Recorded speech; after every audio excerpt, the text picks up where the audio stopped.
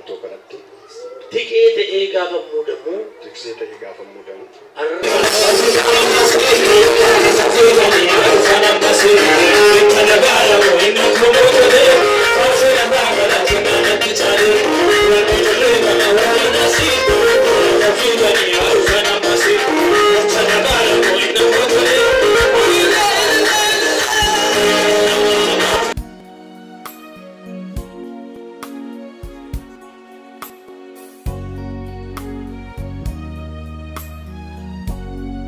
Mutacicin wakkataan waan tokko irraa barree hundumti isaanii wal dabarsuu barbaadu.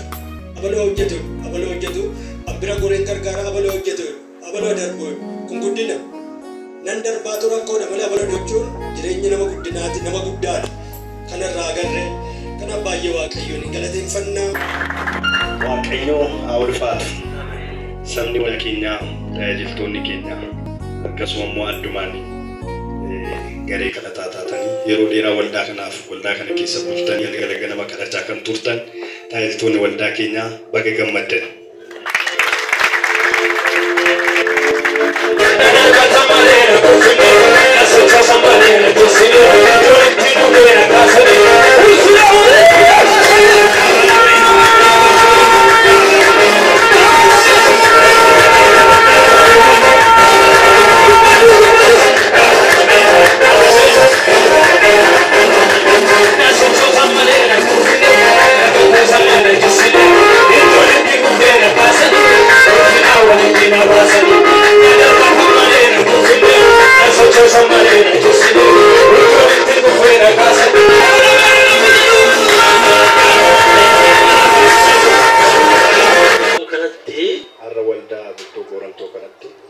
tikeete eegaa famuudamu tikseeta eegaa famuudamu arraa kaasee hojii tikseen tokko hojjechuudhaan hojii tikseen tokko hojjetu saba kana barsiisuudhaan nyaachisuudhaan do'achuudhaan barbaaduudhaan isa dadhabe kaasuudhaan deebisuudhaan saba kana ija tokko ilaalee tajaajiluudhaan waaqayyoo fi saba waaqayyoo dhaabbadhee waadaanan seena. Ani akka tiksee waldaa guutuu wangeelaa Itoophiyaa tokkotti ittiin bulmaata waldaa guutuu wangeelaa Itoophiyaadhaa eeguudhaaf eegsisuudhaaf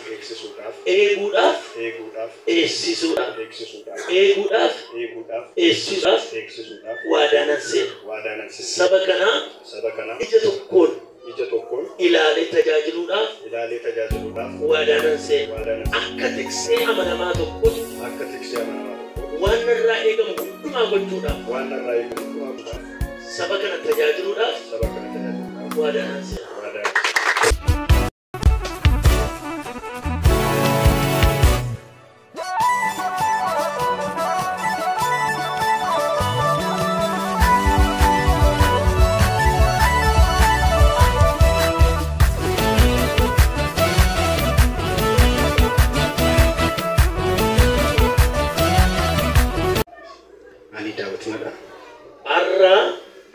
Waldaa kana keessatti hojjetaa wangeelaa ta'ee gaafa muudamu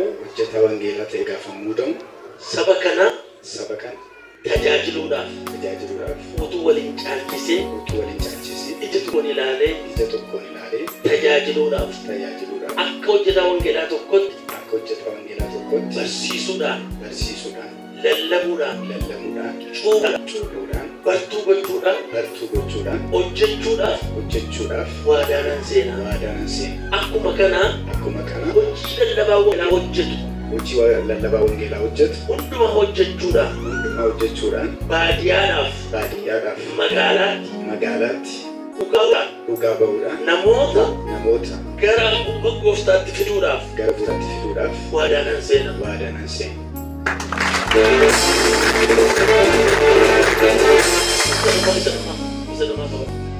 Anis ittiin bulmaata waldaa guutuu wangeelaa Itoophiyaa eeguudhaaf eeguudhaaf eegsisuudhaaf eegsisuudhaaf eeguudhaaf eeguudhaaf eegsisuudhaaf eeguudhaaf eeguudhaaf eeguudhaaf eegsisuudhaaf eegsisuudhaaf waadana seena waadana seena.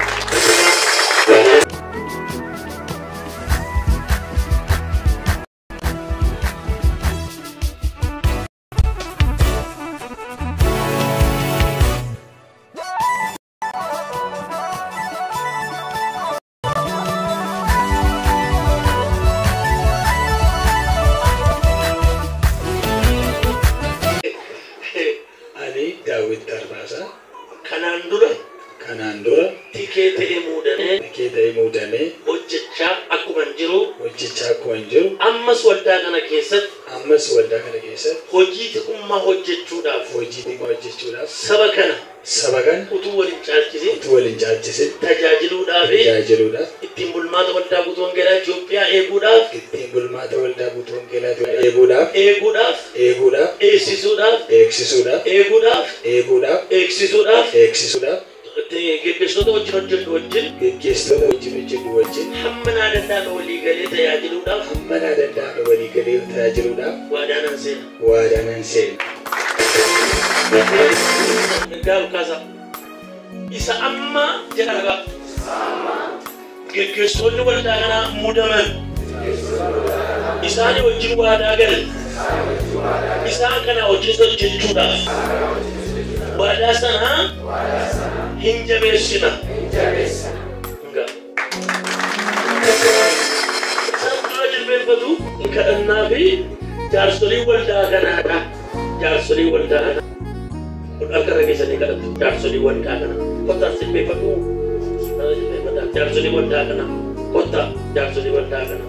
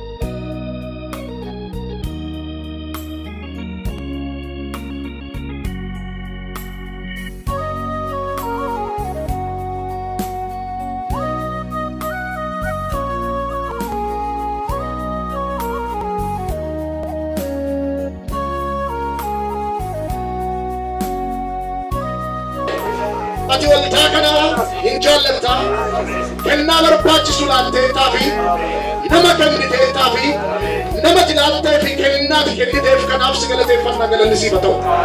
Amma immoo irratti kennaa gooteenu laatte kana fuuldura keetti dhiyeessina. Maqaa gooftaa Yesuus Kiristoosiin urgaa fuudhuun jaalala kee dhufa ta'u.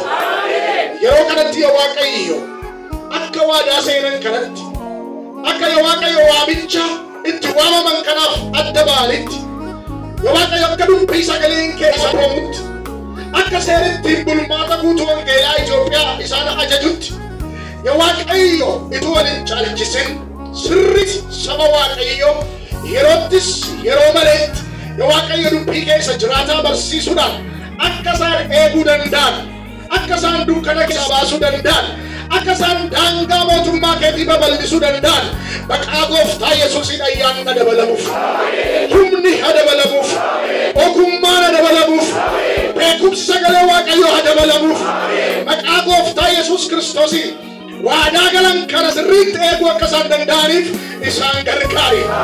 Harka keessa amanamaatti dabarsinee laanneerraatiin urgaa fuudhi. Gooftaa koo yeroo isaan hojii kee hojjetan yeroo isaan wangeela barsiisan yeroo isaan wangeela lallaban yeroo isaan saba kee bobbaasan yeroo isaan saba kee tiksan yeroo isaan saba kee dootan yaa Waaqayyo Ijabaudhaaf kan deemu hojiin diinaa yoo jiraate maqaa gooftaa Yesuusiin isaan hin dandeenye. Fuuldura isaanii dhaabbachuu hin dandeenye. Yoo Waaqayyo irraa kaasee dibati addaa isaan irra haa mul'atu. Irraa kaasee ayyaanni isaan hin dabalamu. Irraa kaasee humni isaan hin dabalamu. Maqaa gooftaa Yesuusiin afaan isaanii wajjiniin ta'i. Harka isaanii wajjiniin ta'i.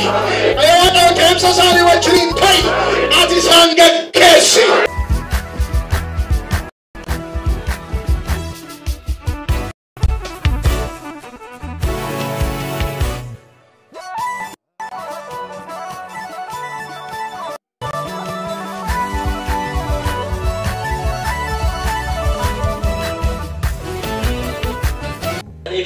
warra kanaan dheeraman kana fuula keessa duratti baafnee waan akka san seenan goona isse keenya Hacaaluu Haayiluu Caalaa Baqqalaa Shumii Gabbisaa dalagaa dhufu.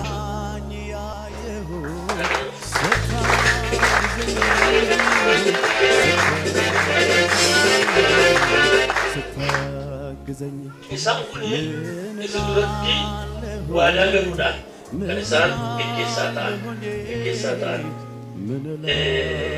gooftaa isaan fayyise gooftaa isaan jaallate lubbuu isaaniif laata jaallatanii waldaa kana keessatti yeroo dheeraa walitti kan tajaajilaa kan turan isaanii wajjiniin immoo kan amma tajaajilaa kan turan akkuma asirratti argitan jiru akka deemummaa keenya waldaan keenya illee amma iddoo kan jira amma danda'ame baay'inni jaarsa waldaaf paastariidha wal qixxuu qabate amma garuu paastarii lamaa fi jaarsa waldaa sadiidha hamma ta'u kanaaf namooti waan barbaachisan jedhanii malee hundi isaanii gaggeessitoota turanii isaan kun gaggeessuu ta'uu dhagaan dhaabbii isaanii keessatti tajaajilanii dhaabbatanii isin duratti waadaa seenu waan an jedhu dandoo kan jirtu maqaa keessa ana baluu jedha maqaa keessa bal'aa dhiyaasaa jira.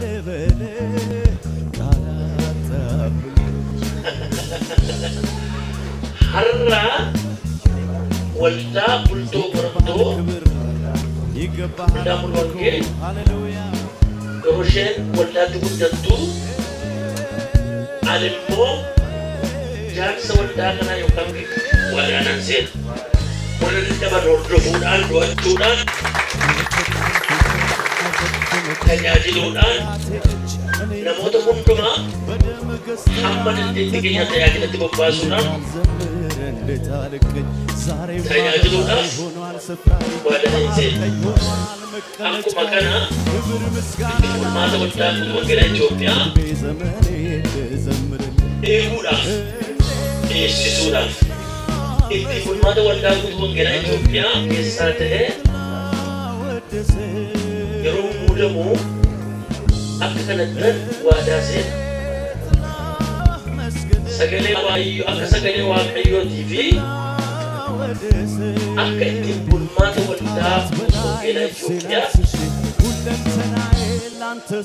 saba kana gaggeessuudhaaf waadaa nan seena akkuma kana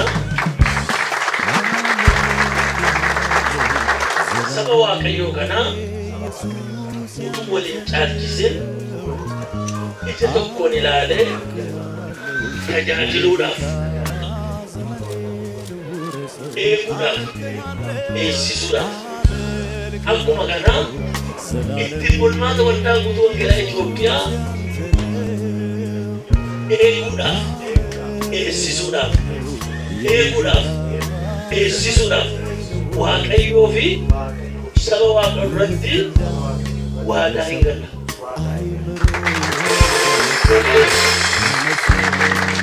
Akka sagalee waaqayyootiif akka itti furmaata waldaa guutuu wangeelaa saba kana gaggeessinaan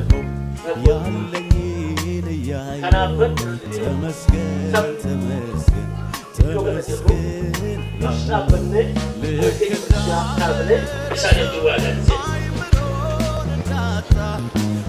nuti amantoonni waldaa kanaadha.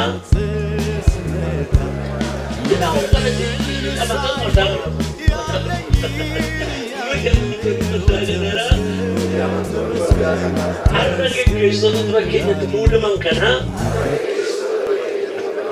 dhaga'uudhaan gaggeeffamuufiidhaan qajeelfama isaan nu laatan fudhachuudhaan tajaajila isaanii kan balleessu irraa of eeggachuudhaan isaaniif kadhachuudhaan hamma ayyaana Waaqayyo nu baay'ise wantumaan isaanii wajjin ta'uudhaan ittiin bulmaata waldaa guutuu wangeelaa Itoophiyaa eeguudhaaf nus eegsisuudhaaf isaanii wajjin tajaajiluudhaan waadaa seena ta'a. Kan keessanii namni akkasii tokko qabanee.